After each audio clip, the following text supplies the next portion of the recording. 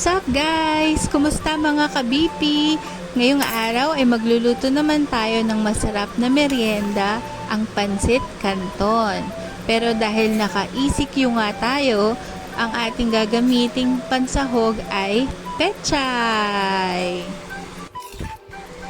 Maraming salamat nga pala mga ka-BP dahil sa patuloy ninyong suporta ay umabot na tayo sa more than 600 subscribers. At sana tuloy-tuloy po ang inyong pagsuporta sa channel na to. So let's start cooking guys! So gagamit tayo ng Pancit Canton noodles. So meron ako ditong dalawang pack na tag 200 grams. And then yung ating pechay, dalawang tali ng pechay. Meron din tayong sayote, bell pepper, carrot, at dahon ng sibuyas. At dahil wala nga tayong sahog na baboy, chicken, or hipon, gagamit lang tayo ng pork sausage, or ito yung longganisang Macau, or pwede ring chorizo bilbao. Pero ito yung meron tayo ngayon is engbitin pork sausage.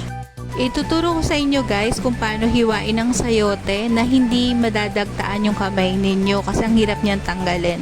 So ikakat nyo lang yung dulo tapos irarab nyo siya ng ilang segundo or ilang minuto para lumabas yung dagta niya. So madaling sabi, pinapaluhan natin yung sayote. Kagaya nung ginagawa ng jowa mo sa'yo, lagi kang pinapaluha. Char! So, pagkiskisin nyo lang siya guys hanggang sa lumabas na yung dagta niya bago natin siya balatan at hiwain. Then, hiwain din natin ng maliliit itong ating pechay.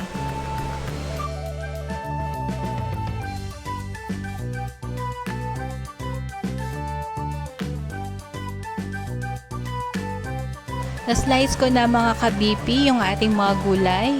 Yung ating pechay, carrot, meron daw ng sibuyas, yung ating sayote, at syempre yung bell pepper. So, ready na tayo magluto. And then, ito rin, naka-ready na yung ating sibuyas, bawang, at yung ating pork sausage. Una natin gagawin is ipiprito natin ng konti yung ating pork sausage para mas lumabas yung flavor niya at humalo dun sa ating oil. Pagkatapos niyan, idadagdag na natin yung bawang.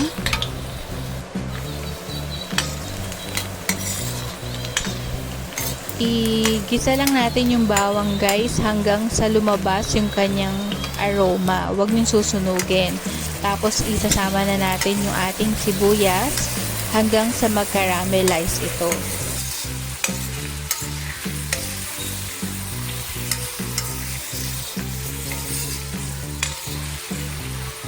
Pagkatapos nyan, ilalagay na natin yung ating mga gulay.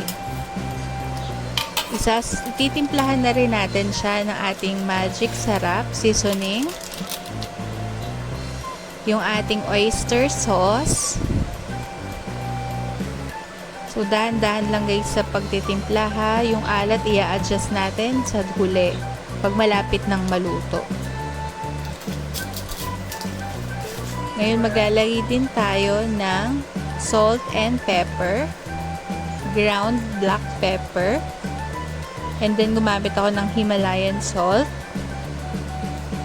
Magdadagdag din tayo ng soy sauce para sa added flavor and color. Yan.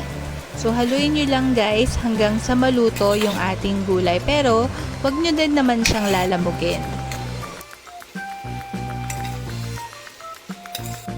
Ready na yung ating gulay. Isi-set aside muna natin to at iluluto natin yung noodles. So, magpapainit tayo ng tubig na merong oil, cooking oil, and then titimplahan na rin natin to ng toyo para magkaroon ng color. Huwag masyadong maalat guys kasi by nature maalat yung pinaka noodles ng Pancit Canton. And then, lalagyan din natin ng oyster sauce.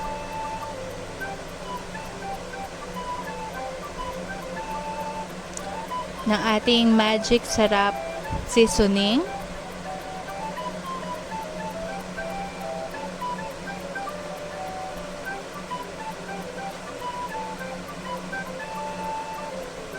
Lalagyan din natin ito ng black ground pepper.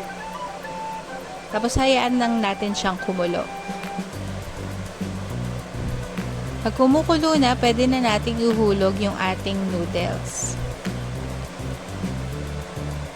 So, bantayan nyo lang guys para hindi din maging labsak yung ating noodles. Kasi syempre, sino bang gustong kumain ng lamog na pansit, diba? Magdadagdag din ako guys ng isang tanda ng pansit bihon para lang mas dumami yung ating pancit canton with bihon.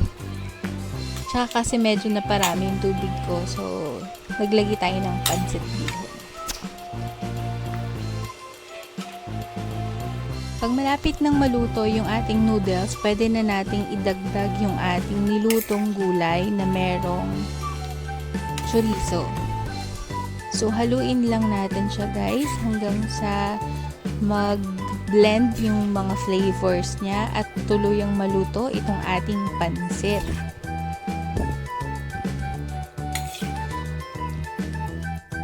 Presenting our Pancit Canton with Pechay. So, napakasarap nito guys, lalo na pag mainit bagong luto. So, patakan natin siya ng kalamansi. I hope guys you enjoyed watching this video. Please don't forget to like, share, and subscribe. Thank you!